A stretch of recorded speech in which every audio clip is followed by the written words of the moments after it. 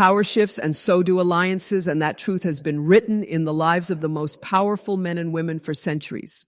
When you look at people who sit at the very top, visionaries, leaders, disruptors, you often see them drawn to each other like magnets. They share the same air of ambition, the same hunger for influence, and for a moment it feels like a perfect alignment, almost like destiny brought them together. There's excitement in that connection, a sense that together they could move mountains, maybe even reshape the world. But what so many forget is that the higher you climb, the more fragile those bonds become. Because at those heights, friendship isn't just friendship, it's also politics, power, and positioning. And when the balance tilts, when two strong personalities both want to be the one steering the ship, that's when cracks begin to form. Think about it. Power has a strange way of rewriting relationships. Today, you might be allies, standing shoulder to shoulder, cheering each other on, benefiting from the shared spotlight. Tomorrow, the very same light that once felt warm starts to burn. One person feels overshadowed, the other feels held back. Slowly, what was once a bond turns into a silent tug of war. That's what happens when ambition meets ambition. It can lift people together, but it can just as easily pull them apart. Because the truth is, most alliances at that level aren't built on memories of growing up together or on years of quiet loyalty. They're built on shared goals, shared enemies, and shared stages. And when one of those pieces shifts even slightly, the ground beneath that friendship begins to tremble. There's also something unspoken about friendships built on influence. They come with expectations. When someone helps you rise, they expect your hand when they're climbing. When someone gives you support in a storm, they expect you to stand firm when the winds shift their way. But when those expectations aren't met, when one person feels abandoned or unappreciated, the disappointment doesn't whisper, it roars. Suddenly, the partnership that once seemed so powerful now feels like a burden, a reminder of promises that were never kept or moments that felt one-sided. That's when the smiles in public start to hide the silence in private. We forget, too, that power is always evolving. One day you might be the teacher, the mentor, the bigger name, but tides turn. The student becomes the headline. The quieter voice becomes the one everyone is listening to. And that shift is not always met with grace. It's human nature. We like to be the sun, the one others orbit. When that changes, when someone else's gravity becomes stronger, it tests the bond like nothing else. Some people celebrate that shift. They embrace it. Others feel the sting of losing their place at the center. This isn't just about personalities. It's about the nature of human relationships when power is part of the equation. When two people come together because they see a benefit, because they see a future they can build together, it feels electric in the beginning.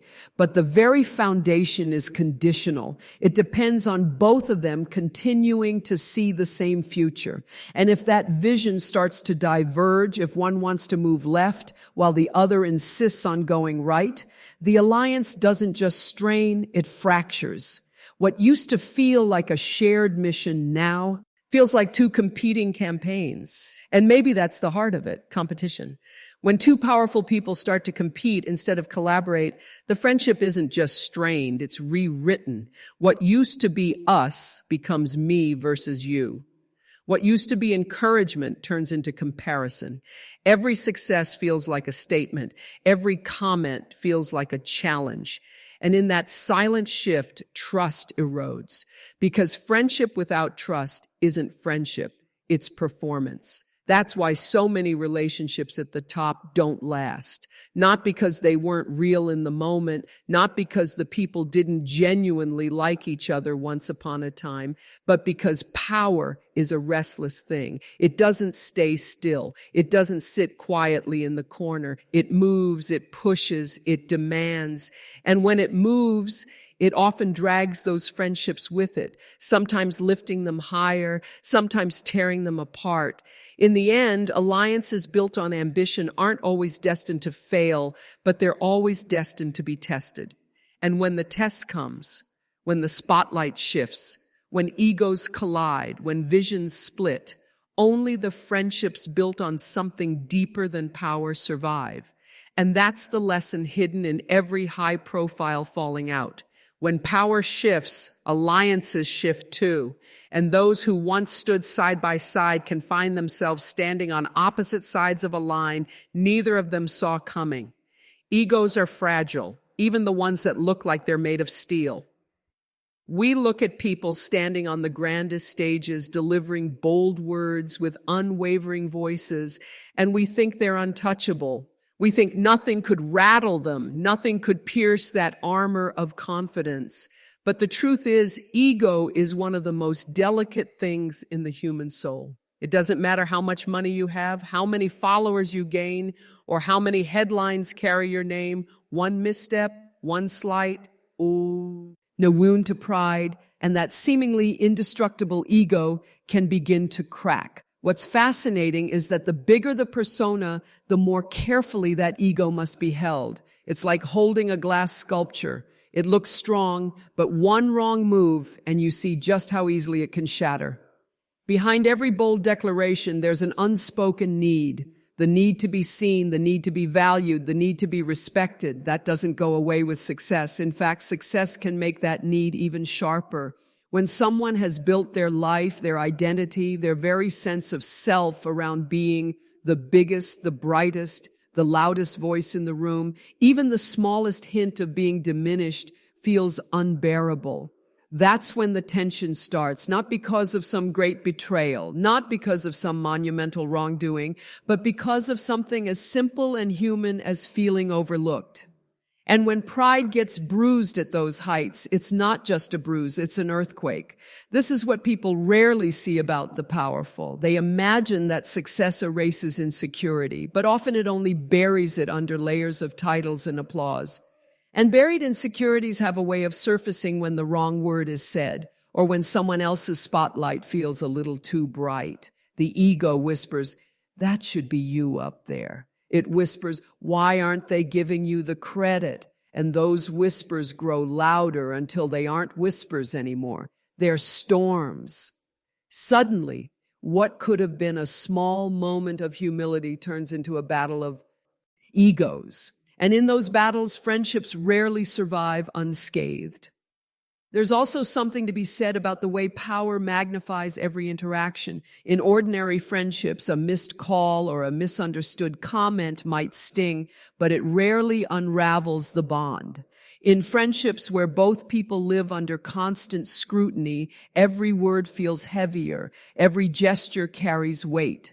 A joke becomes an insult, a disagreement becomes a public statement. And every moment of tension feels like it's happening under a microscope because the world is watching. That pressure doesn't just test the ego, it inflames it. When two powerful people are close, their egos are like two fragile glass towers standing side by side. They might reflect each other beautifully when the sun is shining, but when the winds pick up, when cracks appear, those towers can topple into each other. One person's rise might feel like another person's fall. One person's choice of words might feel like a dagger. And when egos collide, it's rarely quiet. It's messy, it's public, and it leaves a mark that's hard to erase. It's important to understand that ego isn't just about arrogance. It's about identity. When someone feels that their identity, their sense of self, is being questioned, the reaction is primal. They defend, they attack, they retreat. And in friendships, that reaction can change everything. What used to feel like warmth suddenly feels like competition. What used to feel like a safe space suddenly feels like a battlefield. And yet, this fragility is hidden under layers of confidence. It's masked by jokes, by bravado, by carefully chosen words, but you can always feel it in the tension that lingers after a conversation, in the way someone stiffens when they feel dismissed, in the silence that follows a comment that cut just a little too deep. That's the moment when you realize that the friendship, no matter how strong it looked, is standing on glass. When egos start to bruise, trust often goes with them. Because when someone feels their pride has been hurt, they start questioning everything. Were they really supporting me, or were they waiting for me to fall? Did they mean what they said, or was that a quiet dig? And that questioning becomes poison. It seeps into every interaction, turning smiles into suspicion, turning moments of joy into moments of calculation. Friendships built on mutual admiration can survive a lot of things: distance, disagreements, even failure.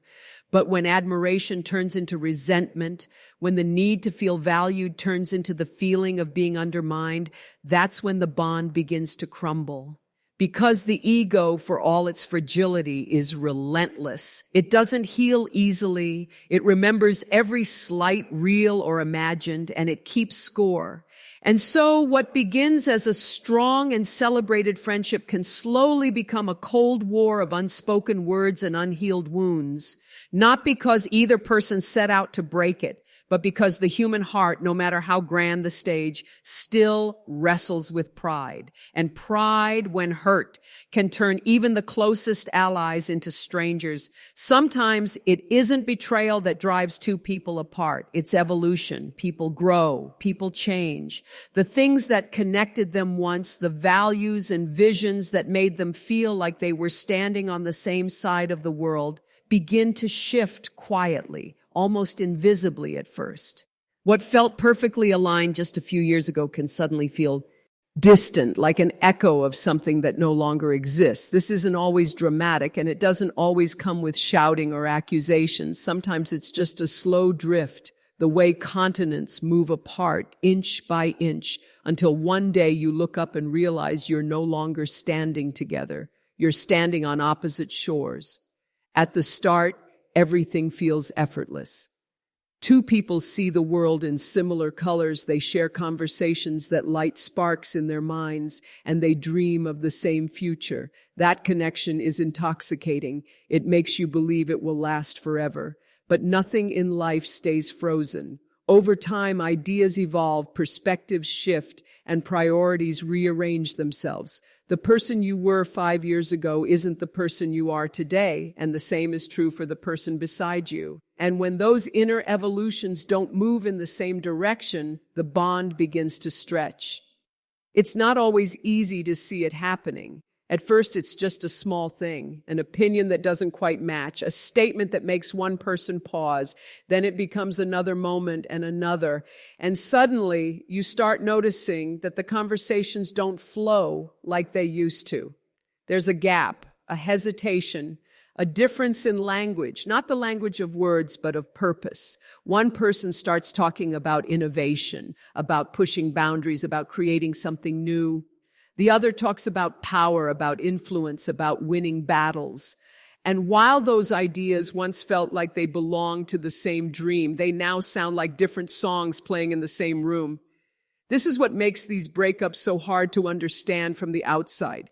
People see the photos, the handshakes, the smiles, and they ask, what happened? Weren't they friends? But the truth is, people don't always need betrayal to break. Sometimes they simply grow apart in ways neither of them saw coming. And when two leaders grow apart, it doesn't just mean a few awkward dinners or less phone calls. It means their very missions stop aligning, and the space between them becomes impossible to cross. There's also the reality that change can be threatening. When someone you were once close to starts moving in a direction you don't understand or don't approve of, it can stir something inside you. Maybe it's fear that you're being left behind. Maybe it's anger that they no longer see the world the way you do. Maybe it's just discomfort, the kind that comes when someone who used to mirror your thoughts now challenges them. And that discomfort can harden into resentment if it's not faced honestly. Sometimes there's a moment, one comment, one decision, one public statement that becomes the symbol of that shift. It's not the whole story, but it's the point where the growing divide becomes undeniable. From there, every interaction feels heavier because it's not just about what's being said, it's about what's no longer being shared. You start to realize that you're not walking side by side anymore. You're walking parallel, heading toward different destinations. And when those destinations are as powerful as the people themselves, the separation isn't subtle, it's a rift. Because their visions aren't just personal dreams, they're global statements. And when those statements start to contradict each other, when one person's words undermine the other's image, that private drift becomes a public fracture. The world notices, the headlines write their own stories, and what might have been a quiet parting of ways turns into a spectacle. But beneath the noise, it's still about something very human. The simple truth that we all change. We all evolve. And sometimes that evolution doesn't match the people we once felt closest to. The same transformation that leads one person to growth can leave another feeling abandoned. What one sees as progress, the other might see as betrayal. And in that clash of perspectives, the bond they once shared struggles to survive. What's tragic is that the love or admiration that once brought them together doesn't just disappear, it lingers. But it lingers like an old photograph, a memory of a time when they spoke the same language. And that memory can hurt because it reminds them of what they lost, not through anger, not through betrayal, but through the simple, unstoppable force of change. Because sometimes friendships don't break, they outgrow themselves. And when they do, even the most powerful people, the ones who seem larger than life, discover that no amount of influence can stop two hearts, two minds, two visions from drifting apart when their paths are no longer the same. There are friendships built on comfort, and there are friendships built on convenience, and the difference between the two is everything. Friendships built on comfort have roots. They're the ones that hold steady in storms because they're tied to something deeper, something real. But friendships built on convenience, they're like tents on sand. They stand tall when the weather's calm. They look solid when the sky is blue. But the moment the wind picks up, you find out how little was really holding them in place. When two powerful people come together, it's easy for the world to romanticize it. We see the photos, the handshakes, the headlines, and we tell ourselves a story of trust and shared dreams. But sometimes that connection isn't born out of deep friendship. It's born out of strategy. You help me, I'll help you. You stand by me, I'll stand by you. It's a transaction dressed up as camaraderie. And for a while that works. For a while it even feels genuine because both people are benefiting and benefiting feels good. But the foundation underneath is thin, and thin foundations can't hold heavy truths. The truth always comes eventually. It arrives quietly at first. A broken promise, a missed favor, a moment when one person doesn't deliver what the other expected. And suddenly that friendship of convenience is forced to answer a question it was never built for. Are we really here for each other, or were we just here for what we could get from each other? That's when things start to unravel, not in big, obvious explosions, but in small, silent cracks. A returned call that never comes, a message that's left unanswered, a conversation that feels colder than the last convenience-based friendships rarely prepare you for storms because there's no real shelter in them. When everything is going well, when both people are winning, when the stage is bright, when the crowd is cheering, the friendship feels strong, even unbreakable. But storms are inevitable. Criticism comes, public pressure builds, plans don't work out the way they were imagined. And in those moments when the masks slip and the stakes get real, the truth steps forward. Because that's when you see whether the bond was a lifeline or just a ladder. The latter friendships are the ones that sting the most when they collapse. Because you look back and wonder, was it ever real? Or was it always just an exchange of power, of access, of image? Those questions don't just break a connection, they poison the memory of every good moment that came before it. What once felt like loyalty now feels like calculation. What once felt like shared belief now feels like shared convenience. This isn't to say that friendships of strategy are always false. Sometimes they grow into something real. Sometimes what started as "I'll help you" blossoms into "I care about you." But when that growth never happens, when it stays surface level, when it stays all about the exchange, there's no cushion when things fall apart. There's no emotional anchor to hold on to when the tide pulls them away from each other. The break doesn't always happen because of some dramatic betrayal. Often it's because one person stops playing the game. Maybe they don't deliver the support that was expected. Maybe they choose a path that doesn't align with the unwritten agreement. Maybe they simply grow tired of being part of a friendship that feels more like a business deal. And that's when the fragile balance collapses. Because the friendship wasn't built to withstand real honesty. It was built to withstand convenience. And yet, there's something deeply human about even these kinds of bonds. Because convenience doesn't mean there wasn't affection. It doesn't mean there weren't moments of genuine connection. But those moments aren't enough when the foundation is weak. When the storm hits, and it always does, the bond is tested.